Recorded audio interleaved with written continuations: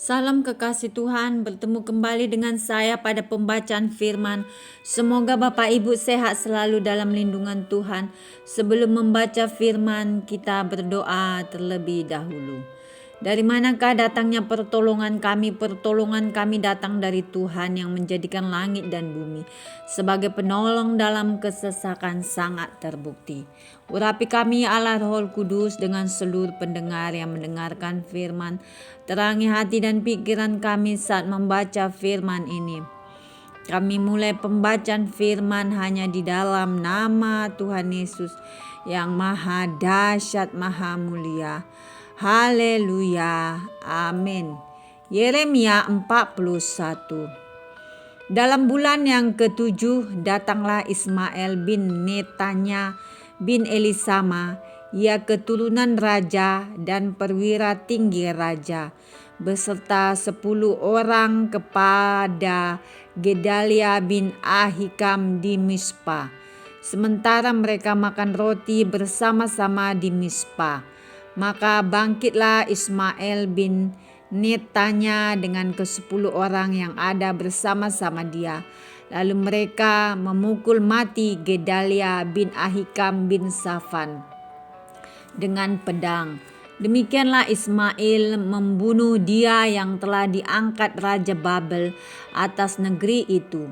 Juga semua orang Yehuda yang ada bersama-sama dengan Gedalia di Mispa dan orang-orang Kasdim, yakni prajurit yang terdapat di sana, dipukul mati oleh Ismail. Esok harinya sesudah ia membunuh Gedalia, ketika itu belum ada yang tahu, datanglah orang-orang dari Sikem, dari Silo, dan dari Samaria, 80 orang jumlahnya, yang janggutnya bercukur, pakaiannya koyak-koyak, dan badannya bertoreh-toreh. Mereka membawa korban sajian dan kemenyan untuk dipersembahkan di rumah Tuhan. Lalu keluarlah Ismail bin Netanya dari Mispa untuk mendapatkan mereka sambil menangis. Ketika ia bertemu dengan mereka, berkatalah ia kepada mereka, "Pergilah kepada Gedalia bin Ahikam." Tetapi ketika mereka sampai ke tengah-tengah kota itu, maka mereka disembelih oleh Ismail bin Netanya dengan dibantu oleh orang-orang yang bersama-sama dengan dia. Mayat-mayat mereka dicampakkan ke dalam perigi, tetapi di antara mereka terdapat 10 orang yang berkata kepada Ismail, "Janganlah bunuh kami, sebab kami masih mempunyai perbekalan tersembunyi di luar kota, yakni gandum, jelai, minyak, dan madu." Maka ia pun membiarkan mereka, tidak membunuhnya bersama-sama dengan rekan-rekan mereka.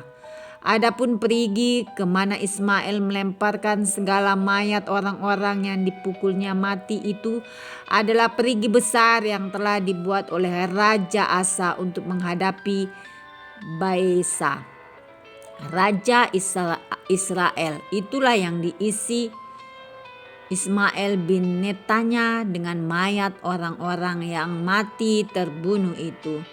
Lalu Ismail mengangkut sebagai tawanan seluruh sisa-sisa rakyat yang ada di Mispa itu, putri-putri raja dan semua orang yang masih tinggal di Mispa yang telah ditempatkan di bawah Gedalia bin Ahikam oleh Nebuzaradan, kepala pasukan pengawal itu. Ismail bin Netanya mengangkut mereka sebagai tawanan, lalu ia berangkat untuk menyeberang ke daerah Bani Amon. Tetapi ketika Yohanan bin Kareah serta semua perwira tentara yang bersama-sama dengan dia mendengar tentang segala kejahatan yang telah dilakukan Ismail bin Netanya, maka mereka pun mengumpulkan semua anak buah mereka. Lalu mereka berangkat memerangi Ismail bin Netanya.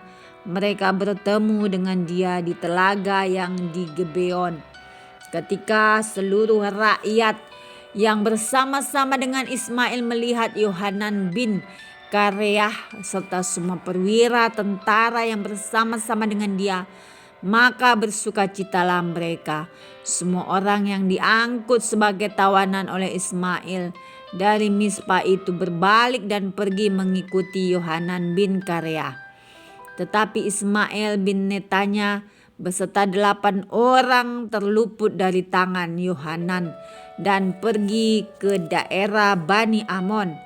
Lalu Yohanan bin Kareah serta semua perwira tentara yang bersama-sama dengan dia mengumpulkan seluruh sisa-sisa rakyat yang diangkut sebagai tawanan oleh Ismail bin Netanya dari Mispa.